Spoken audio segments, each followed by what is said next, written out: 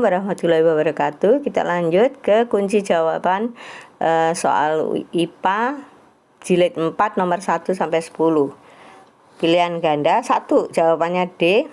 Gambar 1 menunjukkan hubungan antara burung jalak yang memakan kutu kerbau. Hubungan tersebut membentuk simbiosis mutualisme.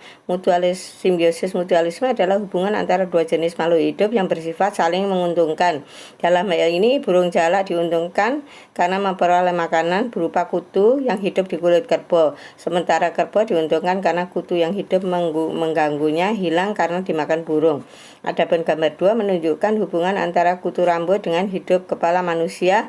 Hubungan tersebut membentuk simbiosis parasitisme. Simbiosis parasitisme adalah hubungan antara dua jenis makhluk yang mengakibatkan makhluk yang satu mendapatkan keuntungan tapi yang lainnya mendapatkan kerugian. Dalam ini kutu rambut diuntungkan hidup dan berkembang biak di manusia, sementara manusia dirugikan. 2. Jawabannya B. Pada saat cuaca panas, tanaman padi akan menggulungkan daunnya untuk mengurangi penguapan. Dengan demikian, tanaman padi tidak akan kehilangan banyak air. Tanaman kaktus hidup di gurun yang kering dan tandus. Oleh karena itu, tanaman kaktus memiliki batang berdaging dan kulit tebal untuk menyimpan air. Tanaman teratai hidup di air. Oleh karena itu, tanaman telah memakai daun lebar dan tipis untuk mempercepat proses penguapan. Tanaman enceng gondok hidup mengapung di permukaan air. Oleh karena itu, tanaman enceng gondok memiliki akar lebat di terbalik. 3. Jawabannya A. Air sungai yang keruh dan berbau dapat terjadi karena kondisi sungai yang dipenuhi sampah, terutama sampah organik. Jadi cara menjaga air sungai adalah melarang pembuangan sampah di sungai. Sampah harus dibuang di tempat sampah yang telah ditentukan. Untuk sampah organik dapat diolah menjadi kompos, sedangkan untuk sampah anorganik dapat didaur ulang. Keempat, jawabannya adalah B. Rantai makanan dalam suatu ekosistem selalu diawali dengan tumbuhan sebagai produsen. Dengan demikian, tanaman kedelai merupakan produsen dalam ekosistem tersebut. Tanaman kedelai merupakan makanan dari belalang, konsumen satu, belalang kemudian dimakan oleh laba-laba, konsumen 2. Selanjutnya laba-laba akan dimakan oleh burung gelatik, konsumen 3. Adapun burung gelatik batu dimakan oleh burung alap-alap atau konsumen 4. Jadi urutan rantai makanan yang terbentuk dalam ekosistem kebun tersebut yaitu tanaman kedelai, belalang, laba-laba, burung gelatik, batu, dan burung alap-alap. 5. Jawabannya adalah A. Walang sangit melindungi diri dari serangan musuhnya dengan mengeluarkan bau menyengat. Bau menyengat berguna untuk mengusir musuhnya. Hal ini karena musuh tidak tahan dengan bau.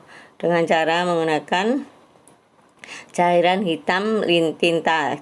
Cicak melindungi diri dengan serangan musuh dengan cara memutuskan ekornya untuk mengalihkan perhatian musuh. Kalajengking melindungi diri dengan serangan musuhnya dengan cara mengeluarkan sengat beracun yang ada di ujung ekornya. Kemudian jawaban nomor 6A. Rotasi tanaman merupakan suatu metode bercocok tanam dengan cara menanamin lahan dengan berbagai jenis tanaman. Cara bergiliran. Tujuan rotasi tanaman adalah memelihara kandungan unsur hara dalam tanah sehingga tanah tetap terjaga akuratnya. Apabila kandungan unsur hara dalam tanah makin menipis, tanaman sulit tumbuh dan berkembang biak. Akibatnya tanaman kurang kuat dan menahan aliran air sehingga memicu terjadinya erosi tanah. Adapun mengurangi populasi hama, mengurangi kecepatan. Usaha yang dilakukan adalah mengurangi populasi hama adalah menggunakan biosepsid. 7B.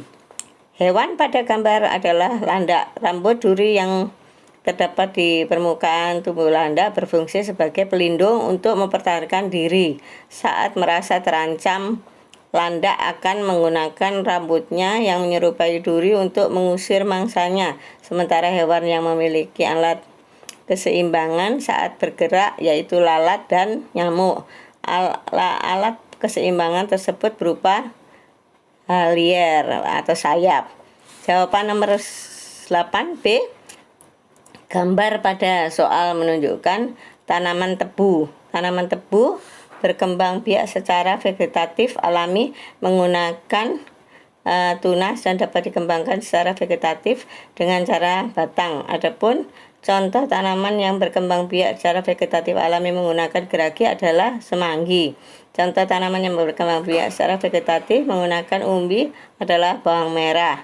Contoh tanaman bergerak secara vegetatif dan menggunakan umbi batang adalah kentang. Contoh tanaman yang dapat dikembangkan dengan cara stek adalah daun, yaitu lidah mertua. Tanaman yang dapat dikembangkan dengan cara mencangkok batangnya adalah mangga. Jawaban D adalah gambar sebagai berikut. Nama organ fungsi. 1. Lambung, mengaduk makanan dan menerima makanan secara kimiawi, mengasamkan makanan. B. Usus halus, menyerap sari-sari makanan dan mencerna makanan secara kimia. C. Usus besar, menyerap air pada sisa makanan dan membusukkan makanan. 10. Jawabannya adalah A. Semut rangrang mengalami metamorfosis semula. Adapun tahapan daur ulang adalah telur, larva, pupa, dewasa, atau imago.